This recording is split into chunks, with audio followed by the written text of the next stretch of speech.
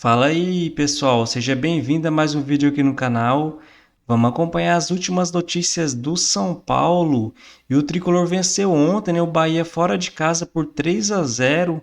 Um jogo difícil, né? Mas o Tricolor venceu com os gols do Luiz Gustavo, do Ayrton Rato e do Lucas Moura.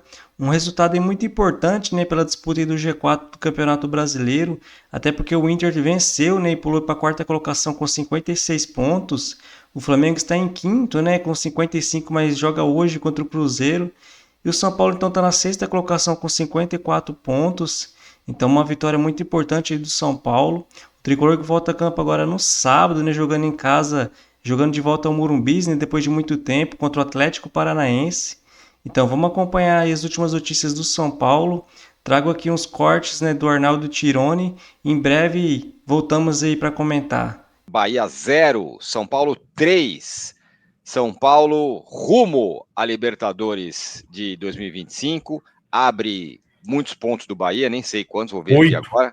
8 pontos do Bahia, que é o que está atrás dele. O Internacional também ganhou. Agora é o Flamengo que está em quinto lugar. Está todo mundo empatado pertinho ali. Internacional com 56, Flamengo com 55, mas com jogo a menos. São Paulo com 54. Vitória importantíssima do São Paulo. 3-0, categórica. Acho que talvez o maior placar que o time do Zubeldia já conseguiu fazer. 3 gols de diferença. Arnaldo, e vocês? Gostou, adorou, deu pro gasto, não gostou ou foi um lixo?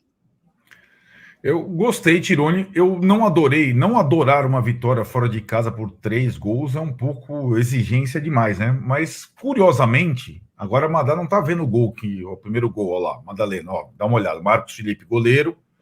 Curiosamente, eu acho que até esse gol, né, do Luiz Gustavo, o São Paulo não fez uma grande partida hoje. Eu acho que o São Paulo errou demais, ofereceu muitas chances, mas aí soube aproveitar também o estado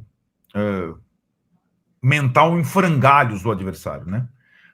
Era um jogo que, se você saísse na frente, você tinha grandes chances de vencer. E acho que o São Paulo, mesmo dando muito espaço, fazendo o Rafael trabalhar, etc., mereceu a vitória.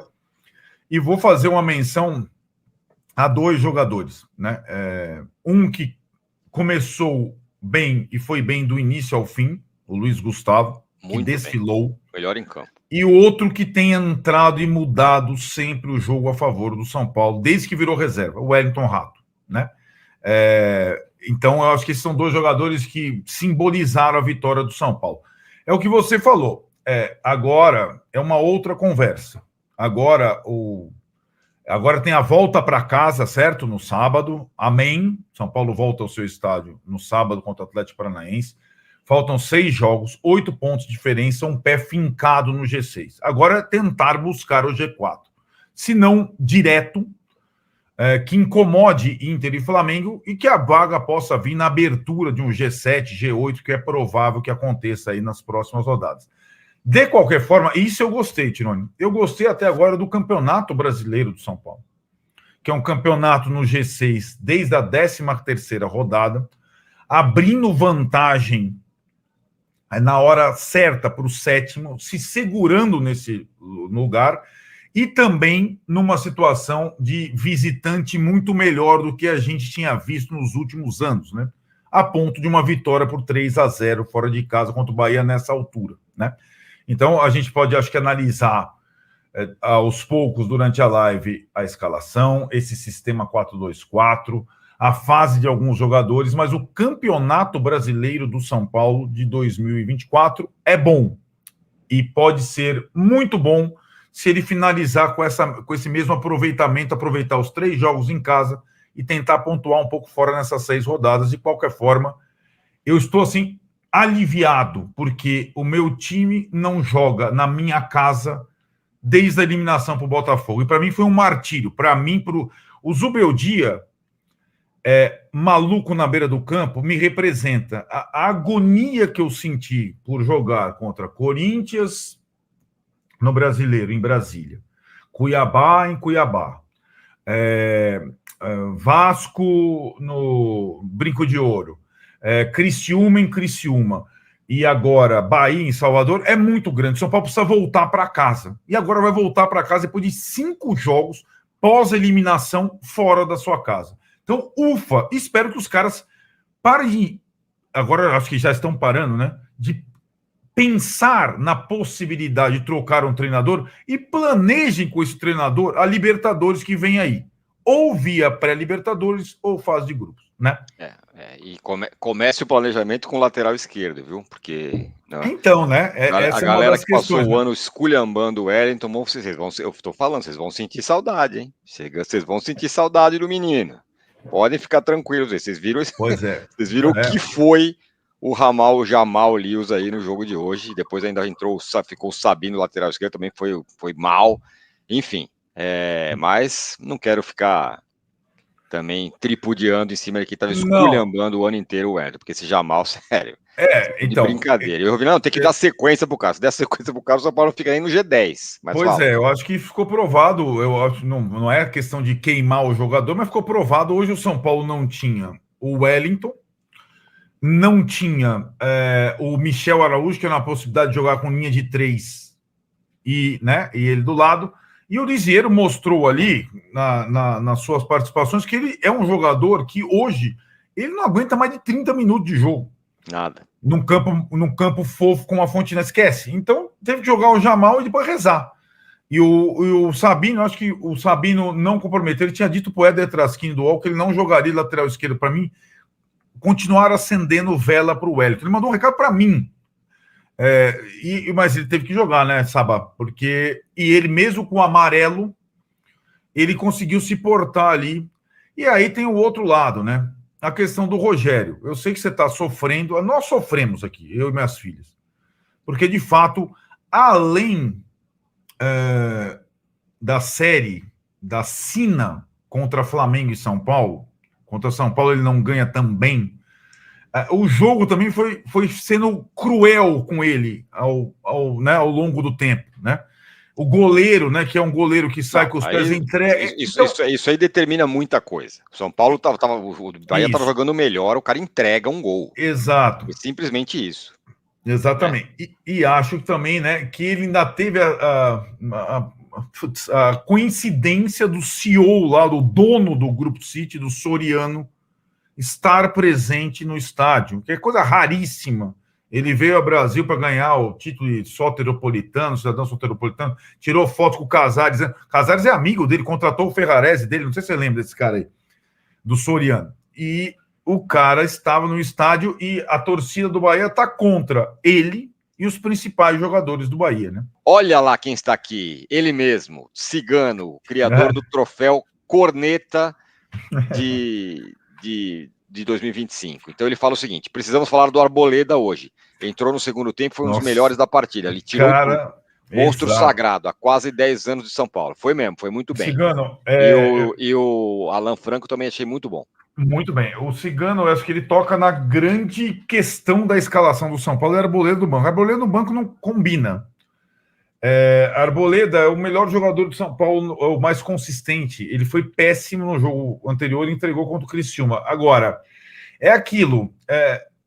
Para ganhar a saída de bola, você não ganhou, né? Com o Sabino, que errou muito no primeiro tempo. E o Arboleda, de fato, entrou muito bem. São Paulo tem que pensar, o Zuba, não sei se para agora, mas para o próximo ano, numa linha de 3.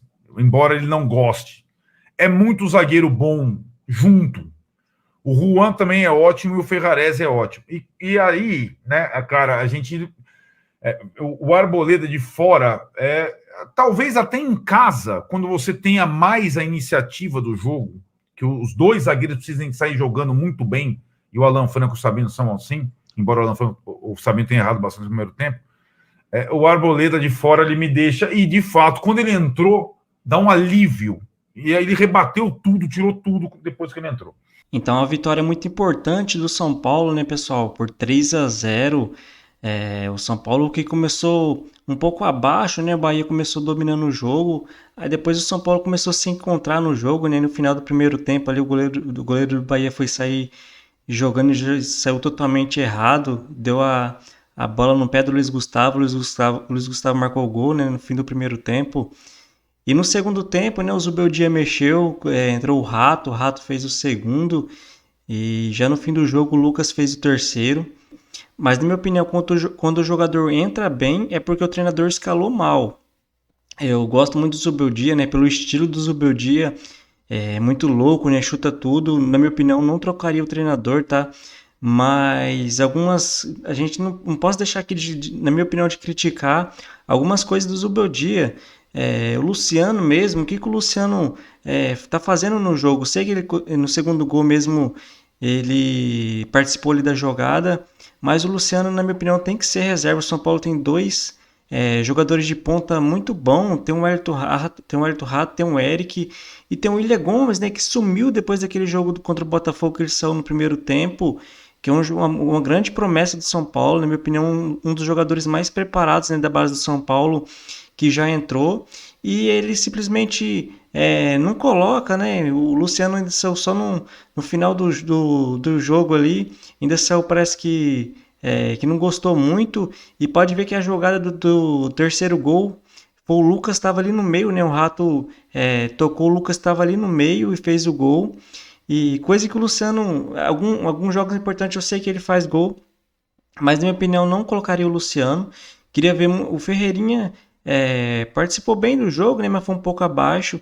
Então, eu repito aqui, né? Eu queria ver muito o William Gomes de um lado e o Ferreirinha do outro, o William Gomes de um lado e Rato do outro. Até para o Caleri participar mais, né? Muitos criticam o Caleri, falam que o Caleri está abaixo, mas tem que ver quantas bolas chega para o Caleri, né?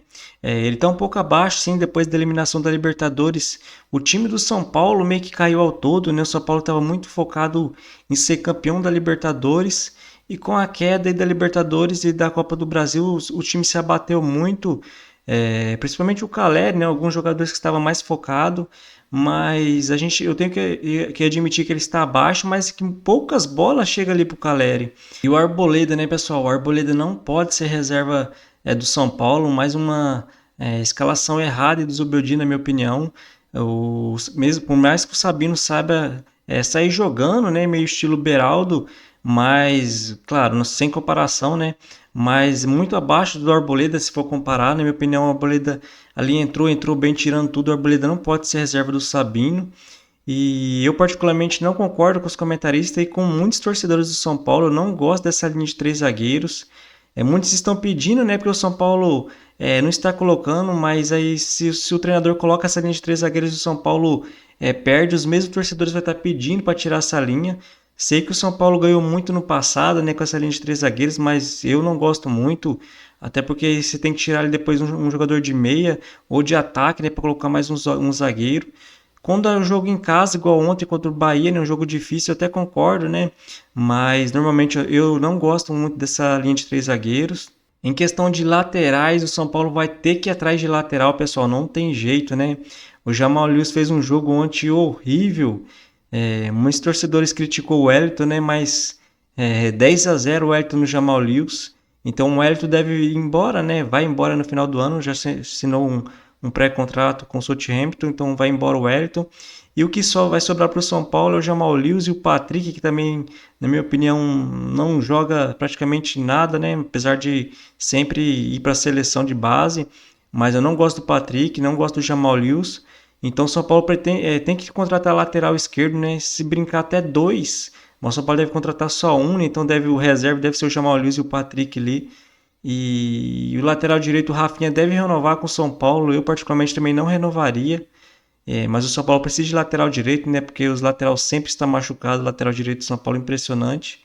E o São Paulo precisa trazer um meia, né, pessoal? Já que o Lucas tá jogando mais para a ponta, né? O Zubeldia insiste ali em colocar o Luciano no meio. Então que traga um meia, né, pessoal? Então o São Paulo deve focar em dois laterais. Na minha opinião, um meia também.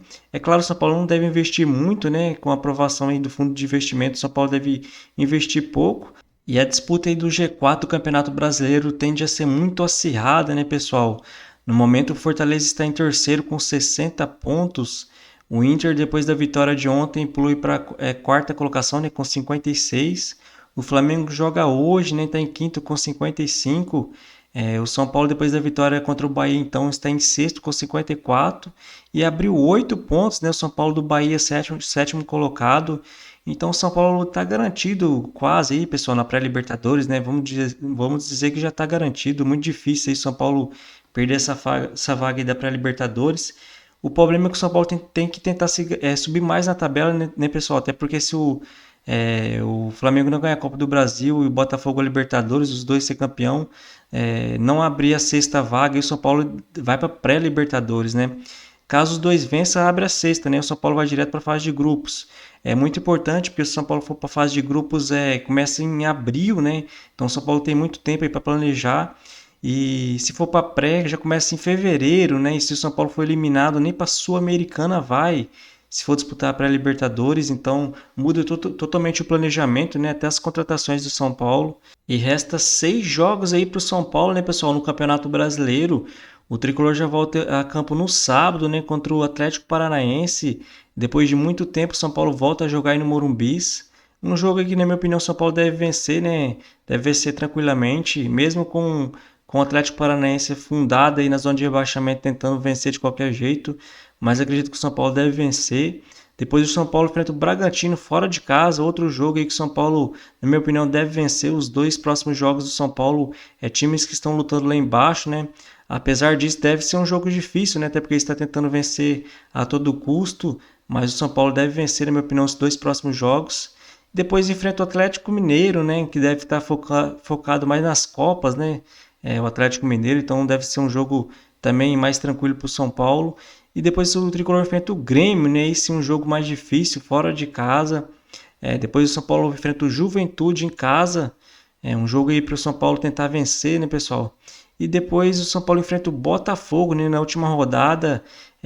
Às vezes o Botafogo já pode ter sido campeão. Então depende de como o Botafogo vai chegar, né? Se vai estar disputando ainda ou se já tenha sido campeão. Então, para a gente fazer uma análise, né, de como vai ser esse jogo, então depende muito disso.